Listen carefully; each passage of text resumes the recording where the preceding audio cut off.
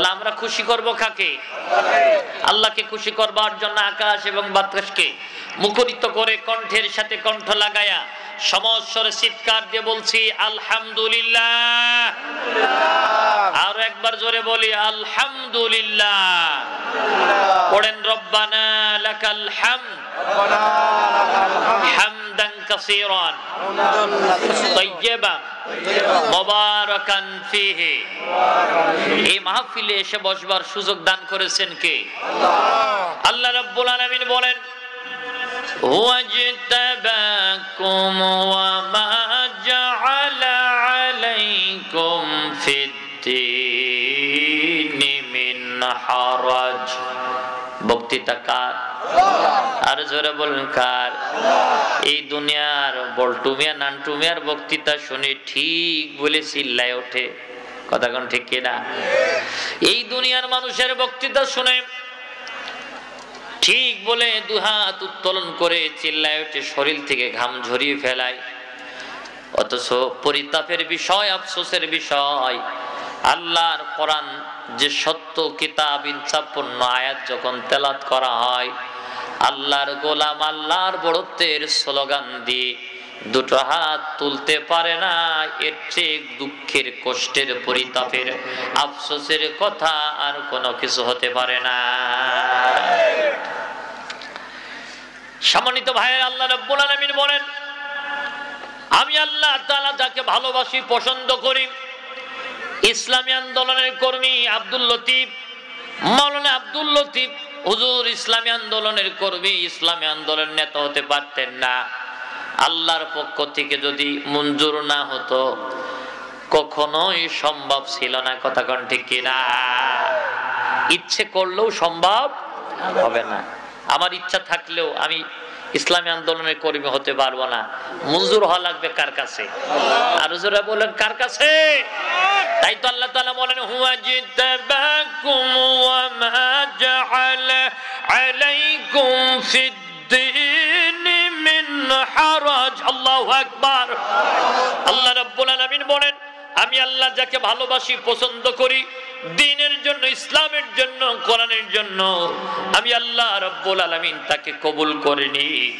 ইসলামী আন্দোলনের কর্মী হিসেবে আল্লাহ তাকে মঞ্জুর করেনি। সুবহানাল্লাহ বলতে পারেন না? কোরআনের সামিয়ানার নিচে সবাই বসতে পারবে না। চায়ের দোকানে সবাই যাইতে পারে, পাপড়ের আড্ডায় যাইতে পারে, সিঙ্গাড়ার দোকানে যাইতে পারে, আরামের বিছানায় ঘুমাইতে পারে, কিন্তু ভাইজান আমার, কোরআনের সামিয়ানার নিচে বসতে গেলে কবুল হওয়া লাগে যেই দপ্তরে, সেই দপ্তর জোরে বলেন তো চালাই কে? তাহলে কার দপ্তরে মঞ্জুর হবে?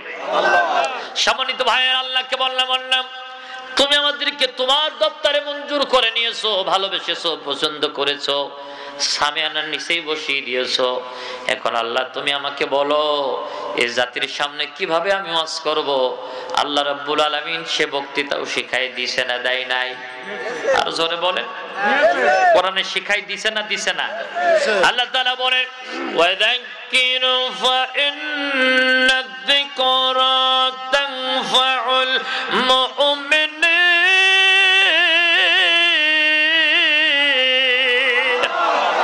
কথা কার? একটু দু হাত তুলে বলেন না আল্লাহু আকবার। আর জোরে কোন আল্লাহু আকবার। লিল্লাহি তাকবীর, নারায়ে তাকবীর। তলধ্বনি তলধারায়ার একবার বীর মুসলমান, ধরওয়াল কোরআন ফিরায়ে আনো সেই হারানো সম্মান। লিল্লাহি তাকবীর, নারায়ে তাকবীর। যে আওয়াজ শুনে ওই কাফি তো কাফের বেঈমান, দৌড়ে সেই স্লোগান সৌগাসাতে একবার, দৌড়ে সেই হুঙ্কার বর্ডার এলাকায় একবার। লিল্লাহি তাকবীর, নারায়ে তাকবীর। তলধ্বনি তলধারায়ার একবার বীর মুসলমান, ধরওয়াল কোরআন ফিরায়ে আনো সেই হারানো সম্মান। লিল্লাহি তাকবীর। যে ঈমান বলে হয়ে বলিয়ান, মহান যে ঈমান বলে হয়ে বলিয়ান শাসন করেছিল দুনিয়া জাহান সত্যের সেই তলোয়ার সত্যের সেই হাতিয়ার সত্যের সেই আল কুরআন নেওরে তুলে একবার পাবো দুনিয়া ভেঙে করো রে খান খান লিল্লাহি তাকবীর নারে তাকবীর রাগ করলেন বেজার হইলেন রাগ করবে ওরা আবু জেহেল ফেরাউন হামান নমরুদের বংশের লোক যারা তারা রাগ করবে কথা বলেন ঠিক কিনা ভাইয়ের আমার বিশ্ব নবীর উম্মত যারা তারা বেজার হবে না কেননা আল্লাহু আকবারের প্রতিধ্বনি নামাজে আজানে একামতে তাকবীরে ওঠনে বসনে জন্মে গ্রহণ করার পরে এ তাকবীর আছে না নাই জানাজার সময় এ তাকবীর আছে না নাই জন্মের সময় তাকবীর শুনলাম আল্লাহু আকবার জানাজার সময় শুনলাম আল্লাহু আকবার প্রতিদিন পাঁচবার মসজিদের মিনার থেকে ভেসে আসে আল্লাহু আকবারের প্রতিধ্বনি প্রতিদিন মুয়াজ্জিন নামাজে দাঁড়ানোর সময় আল্লাহু আকবার বলে মানুষদেরকে আল্লাহর বড়ত্বের স্লোগান দিয়ে দিয়ে ডাক দেয় কথা কোন ঠিক না তাহলে জন্মের পর আল্লাহু আকবার আযান আল্লাহু আকবার ইকামত আল্লাহু আকবার নামাজ আল্লাহু আকবার হজে গেলেন সেখানে আল্লাহু আকবার রমজান আসতেছে সেই তারাবির মধ্যে আল্লাহু আকবার আছে না নাই সর্বশেষ বিদায় যেদিন জানাজা দেওয়া হবে ও জানাজাও কি আল্লাহু আকবার আছে না নাই ওখানেও আল্লাহু আকবার তাহলে মুসলমানের জন্ম থেকে মওত পর্যন্ত আল্লাহু আকবারের দরকার আছে না নাই তোমার সব জায়গায় আল্লাহু আকবারের দরকার হলো অথচ তুমি দুনিয়াবি যে রাজনীতি করো এই রাজনৈতিক মিছিলের ময়দানে যখন যাও আধা ঘন্টা 1 ঘন্টা 2 ঘন্টা স্লোগান দাও একবারের জন্য আল্লাহু আকবার বলতে পারলে না ওই তাকবীর ওই স্লোগান যত বড় নামদারি নেতারি হোক না কেন অন্তত এটা ঈমানদারদের স্লোগান হতে পারে না ঈমানদারদের স্লোগান যদি হয় তাহলে শুরুতে আল্লাহু আকবার থাকা চাই কথা কোন আল্লাহু আকবার যেই স্লোগানে নাই ও স্লোগান যত বড় হাজির স্লোগানই হোক না কেন ওটা ঈমানদারের স্লোগান হতে পারে না ওই রাজনৈতিক মিছিলে ওই রাজনৈতিক মিটিং এ ঈমানদার যাবে তা তো যাই তো যায় না যায় না যাই কারা এই আমরাই যাই কথা কোন সম্মানিত ভাইয়েরা আমার এখন তখন জানে না আমার আল্লাহকে বললাম আল্লাহ কিভাবে কথা হবে আল্লাহ বললেন ওয়াযাক্কিরু ফাইন্নায যিকরা তানফাউল মুমিনিন আমি আল্লাহ কোরআনে যেভাবে বলেছি বক্তৃতা হবে সেইভাবে কথা কার সভাপতির কথা মতো চলবে প্রধান অতিথির মন মতো হবে বক্তার মন মতো চলবে আবু সাইদির মন মতো হবে হ্যাঁ মেম্বারের মন মতো বাজায় চলবে চেয়ারম্যান যা বলবে তা বলা বাজায় জায়েজ আছে এমপি সাহেব যদি বলে সেটা বলা জায়েজ আছে যদি প্রধানমন্ত্রী বলে তাহলে আল্লাহ বললেন আমি যা বলেছি তাই বলো প্রধানমন্ত্রী not MP not chairman not member not সভাপতি নট বক্তা নট পরিচালক নট কমিটি নট আমি আল্লাহ বললাম যেভাবে আমার করোনা সেইভাবে বক্তৃতা দাও যদি পারো তাহলে বক্তৃতার ময়দানে বসো আর যদি না পারো বক্তৃতার ময়দানে যেও না কথা বলেন ঠিক কি না বক্তৃতা স্পষ্ট কার এই দুনিয়াতে আল্লাহর থেকে স্পষ্ট কথা আর কেউ বলি কথা বলেন ঠিক কি না সম্মানিত ভাইয়েরা আমার আল্লাহকে বললাম আল্লাহ তোমার কোরআন থেকে তো বক্তৃতা দেব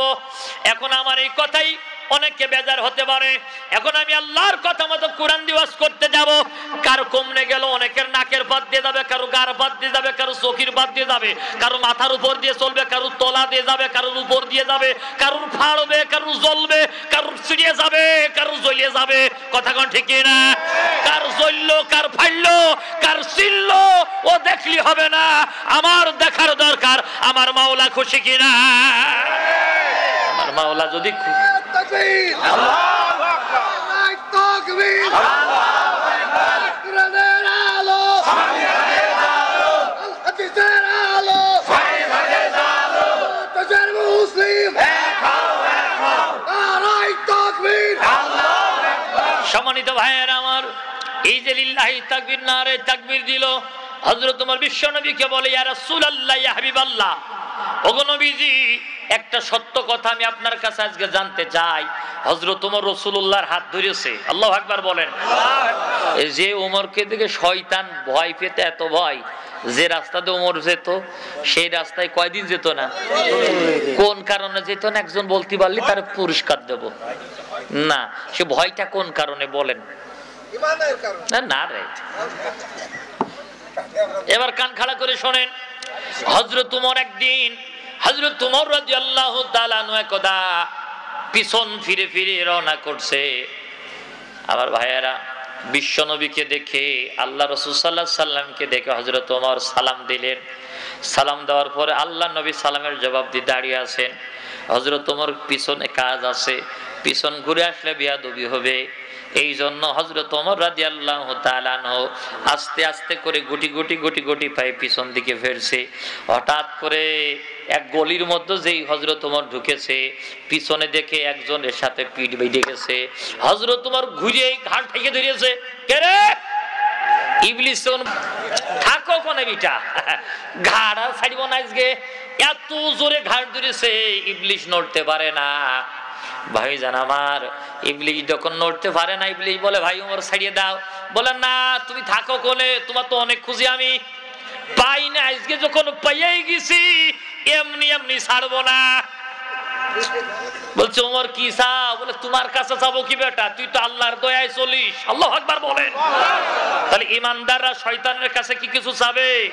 চাবে কার কাছে? হযরত ওমর বলেন, বেটা তুই তো আল্লাহর দয়ায় চলিস, আমি তোর কাছে কি চাইবো, এখন তুই আমার কাছে চা। ইবলিস বলছে ওমর আমাকে যদি ছেড়ে দিতে এসে বড় চাওয়ার কিছু হয় না। সুবহানাল্লাহ কোন। ওমর বলছে অত গুড়াইছন না। এ ঘাড় এক হাত দিয়ে ধরিয়েছে, আর হাঁটু এই দুই হাঁটুর নিচেই এক জায়গা করে আর এক হাত দিয়ে ধরিয়েছে, ধরে মাথার উপর উঁচু করেছে। ইবলিস তখন বলতো ওমর যদি আছাড় মেরে দাও তাহলে বেকায়দা হয়ে যাবে। ওমর কথা দিলাম আজকের মতো যদি তুমি ছেড়ে দাও, যেই রাস্তাতে তুমি যাবে 40 বছর ওই রাস্তায়, 40 দিন আমি ওই রাস্তায় যাব না। আল্লাহু আকবার বলে। হযরত ওমর বলে সত্যি কি তাই? বলে হ্যাঁ, আস্তে করে ছেড়ে দিয়েছে।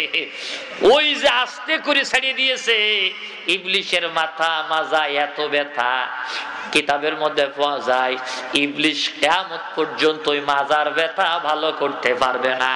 একবার জোরে জোরে বলা যাবে কি আল্লাহু আকবার। তাহলে ইসলামী আন্দোলনের মধ্যে শুধু আবু বকরই পাওয়া যায় না, হযরত আলী শুধু পাওয়া যায় না, উমরের মতো রাগী সাহাবীও দরকার আছে না? না, শুধু মায়ের খাওয়া প্লেয়ার পাইলে হবে না, মায়ের দেওয়া প্লেয়ারের দরকার আছে না নাই? সম্মানিত ভাইয়েরা আমার, হযরত ওমর রাদিয়াল্লাহু তাআলা বিশ্ব নবীর হাত ধরে বলে ইয়া রাসূলুল্লাহ কুরআন সত্য না মিথ্যে? বলে সত্য। আপনি সত্য না মিথ্যে? বলে সত্য। ওগো নবীজি আল্লাহু আকবার, এটা সত্য না মিথ্যা? নবীজি বলে সত্য। আল্লাহ নবী বলো ইয়া রাসূলুল্লাহ ইয়া হাবিবাল্লাহ, আজকে কাবার চত্বরে আল্লাহর বড়ত্বের স্লোগান দেব, আল্লাহর বড়ত্বের তাকবীর ঘোষণা করব, আপনি আমাকে অনুমতি দেন। আল্লাহ নবী বলো ওমর বড় বেকায়দা ঘটে যাবে, আবু জেহেল আবুল উতবা সাহেব তোমার বিরুদ্ধে মামলা দিয়ে দেবে। হযরত ওমর বলে নবীজি সত্য কোন কাজ সম্পূর্ণ করতে গিয়ে আমি ওমর কোন মামলারে তোয়াক্কা করি না। আমরা তো সেই উমরের জাত, কথা কোন ঠিক না? আমাদেরকে হামলা মামলা চোখ রাঙানি দেখায়া ভয়ে পাওয়ানোর কোনো সুযোগ নাই। আমরা উমরের জাত, আমরা সত্যকে সত্য বলে মানে নিতে গিয়ে আমাদের কল্লাকে দিতে আমরা দ্বিধাবোধ করি না। সম্মানিত ভাইয়েরা আমার, হযরত ওমর বলে ইয়া রাসূলুল্লাহ আপনি শুধু অনুমতি দেন। নবীজি বলছে ওমর দিলাম অনুমতি। হযরত ওমর চলে যাচ্ছে ভীষণ দিকতে, বিশ্ব নবী ডেকে বলো ওমর কাবার চত্বরে স্লোগান বুঝে একাই দেবে। বলে কি করব, আমি তা আছি একা। সুবহানাল্লাহ বলবেন না? সুবহানাল্লাহ। বিশ্ব নবী বলে ওমর আমাকে তোমার সাথে নাও। হযরত ওমর চোখের পানি ছেড়ে দিয়ে বলে বিশ্ব নবী যদি আমার সাথে থাকে আমি ওমর আমার কোনো চিন্তা নাই, আমার কোনো ভয় নাই, কেননা নবী আমার সাথে আছে। ইন্নাল্লাহ মা'ানা, আমার আল্লাহ আমার সাথে আছে। দুইজন চলে যাচ্ছে।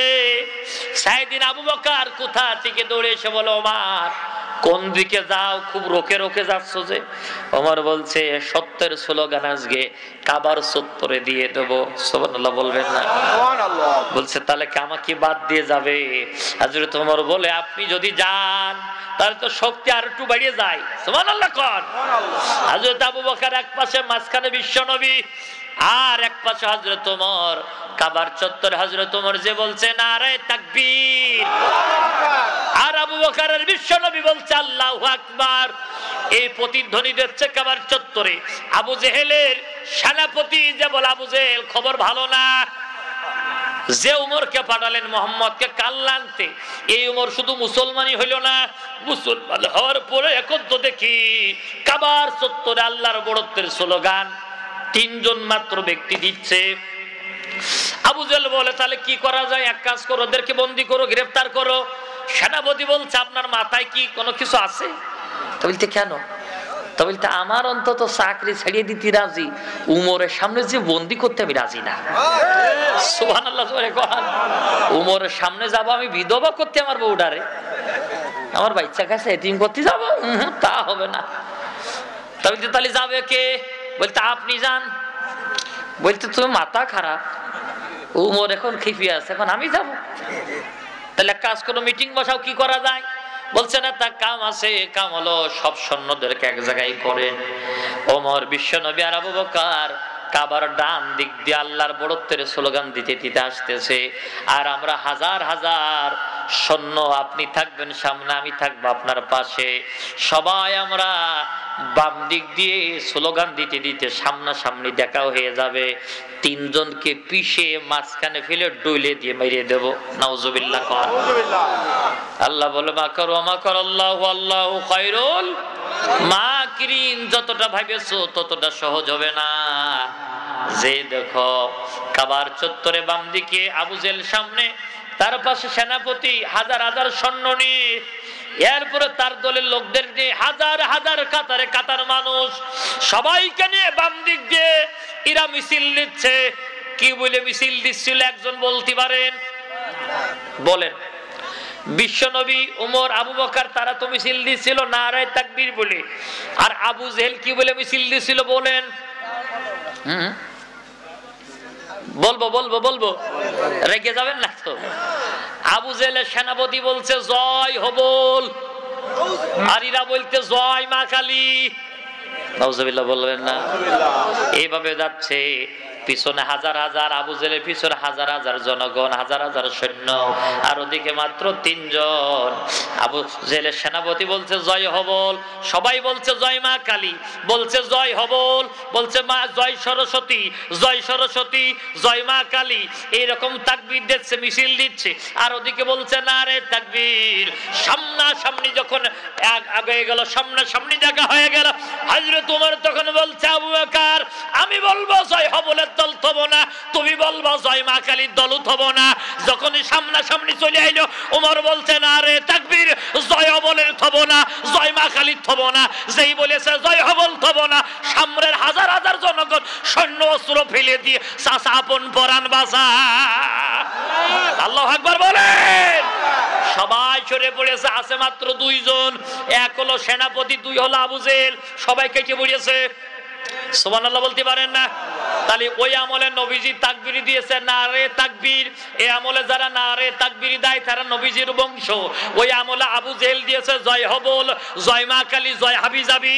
এই আমলে যারা বলে জয় হাবিজাবি, তাহলে ওই আমলের জয় এই আমলের জয় একই জয়। কথা কোন ঠিক কি না?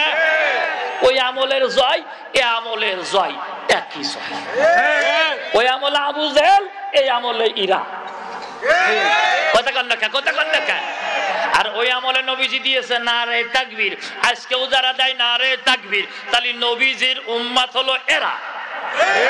কথা বলে তাহলে কি একটু চিনতে পারতেছেন ভাই? মানে আবু জেহেল কার একটু চিনে যান, একেবারে খালি হাতে যাবেন, একটু চিনে যান।